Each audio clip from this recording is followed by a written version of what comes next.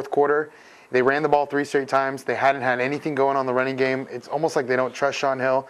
And then to watch Dre Blyde drop the interception, they had a chance to win it. They really, it happens a lot. They blew it. They definitely blew this one. But they looked good. The Niners looked good, and they made some, bad decisions towards the end of the game. But, Brett Favre really showed what he's about. Yeah, absolutely. Carried his legacy on, fighting the end, no timeouts, hitting Greg Lewis in the end zone with 6 seconds left. And that's the thing is it's not only a phenomenal throw, but it's even more of a phenomenal catch. I mean, it was unbelievable. Imagine being there when that happened. Man, that is. Dome just went. That was amazing. With the Niners defense, I mean, they held Adrian Peterson to 0 touchdowns.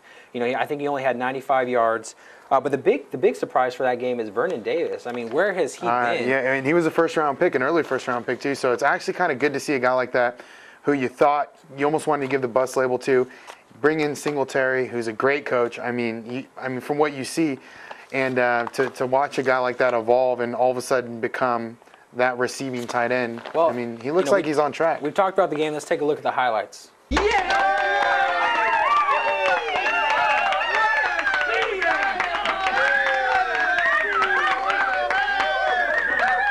All right, welcome back from the highlights. As you can see, I mean, it was a great game. Nail-biter right to the finish. Another nail-biter from the weekend was the Steelers at Cincinnati. Yeah, it was, and that was a surprise game. I mean, that Cincinnati, it's a divisional game, so anything can happen. Well, Big Ben basically goes into Ohio, haven't losing in Ohio to either the Browns or the Bengals.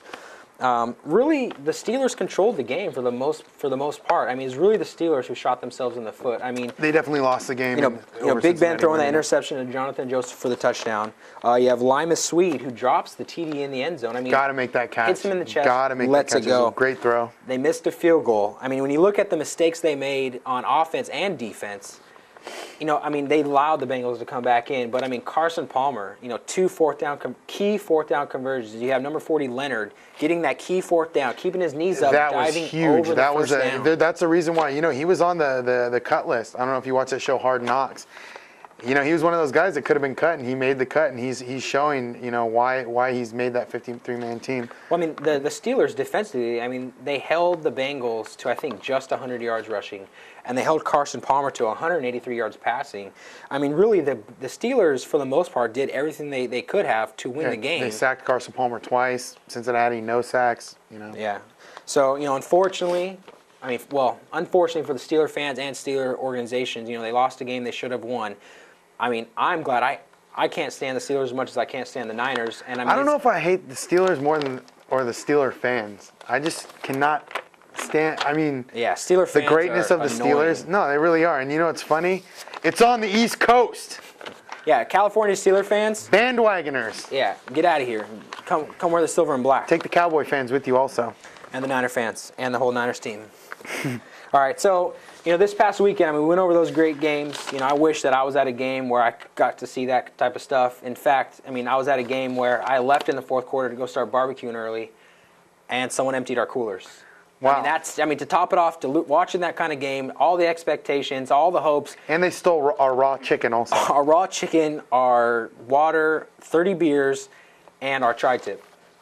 But, to top it all off, before the game, we interviewed a bunch of fans who were just as enthusiastic as we were. Can you imagine the disappointment? Well, you know what? Let's take a look at the clips from our fans, and we'll talk about it when we get back. And just in case you're wondering, we found Elvis. This is Marcus Waldron, Access Sports. Here we are at the Raider game, Oakland versus Denver. Right behind us, everybody has their tickets. Everyone's ready for the Raider game. Let's take a look at the tailgate and see what's going on. Access Sports, here we are. We found a diehard Raider fan. Let's see how he feels about the game. Hi, I'm Raider Elvis here live at the Oakland McNamee Commons Coliseum here for the Denver Bronco game. I'm telling you, here's a Monday night game. We look really good, but we lost that game. And I think it was due to the prevent defense, so I'm going to blame that on defensive coordinator Marshall. Now, the next week, our defense looked excellent. The offense looked very, very poor. But we won that game. So I think we're going to put it all together today, the defense and offense, on the same page, and we're going to win today. I predict victory 27-14. So you think Jamarcus Russell's going to show up? I hope so, as long as he gets 50% passing rating. I'll take 50%. Much better than 35. Not as good as we should have for an NFL-type quarterback. Okay? For the Oakland Coliseum, I'm Raider Elvis. Hey, thanks a lot.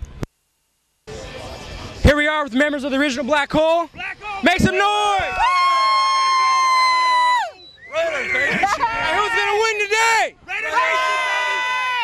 the Raiders are going to take this game today. We going to handle it. They going to take it to Denver. And the Broncos going to do nothing because the Blanco is going to represent today.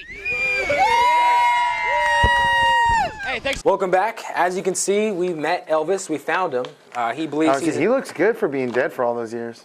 and he thinks he's a correspondent for the Oakland Raiders. Yeah, he is. He tried a little too hard. I actually didn't really like the guy that much. No, he was cool. He swore in the first take, so we had actually had to do re-interview 2 that. takes. We met a lot of enthusiastic fans. I mean, you saw their enthusiasm. Just imagine how much after the game they're disappointed.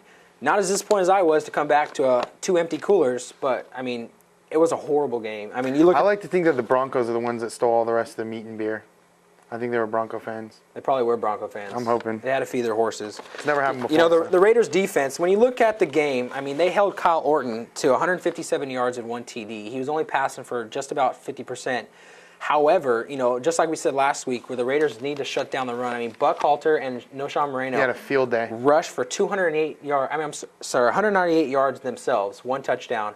The Broncos themselves, as a team, ran for 215 yards. You know, 4.4 yards a carry. You know, for their team. I mean, that's unacceptable. The Broncos held the ball for 60% of the time. You know, the Raiders only held for 24 minutes. I mean, when we talked about last time about hydration, you know, you're absolutely right. You know, time possession was key. Not only that, but, you know, because the Broncos ran for so much, that allowed them to keep the ball. Kyle Orton didn't need to pass. Yes, we only held him to 157 yards. He managed the game, you know, and for a defense that's, you know, created over 2 turnovers for the first 2 games, you know, I know there were some injuries and things like that in the secondary, but, you know, it's kind of disappointing because our defense is really the foundation. If you look at the Raiders' offense produced 137 net yards. Kyle Orton threw for 20 more yards than that. I mean, that's horrible. I mean, Kyle Orton had a very non-productive day as far as quarterbacks are concerned. You know, and the Raiders' pass defense, yes, they did a good job, but they weren't out there long enough. They were running the ball. Yeah, and it's totally. I've said this. I mean, if you look at right now, that the Raiders, defense-wise, they're 12th in points. They're 15th in points allowed with 19. Just like last week, I mean, Jamarcus Russell threw for 35% last week, and just like Raider Elvis says that, you know, he wants Jamarcus Russell to throw for 50%. He'd be happy with that. Jamarcus Russell threw for 57%, you know, which is... There was a point where he completed 7 passes in a row. Well, if you look at it, it sounds good, but he's 12 for 21 for 61 yards, no TDs, 2 interceptions. With a quarterback rating of 22.5. Darren McFadden fumbled the ball 3 times.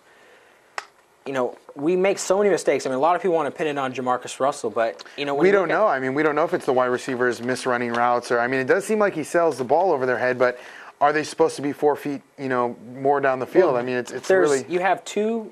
basically rookie receivers are your starting receivers. Where's Javon Walker been? Why is he not coming in there to be He's off the physical, unable to perform list. He's not out there.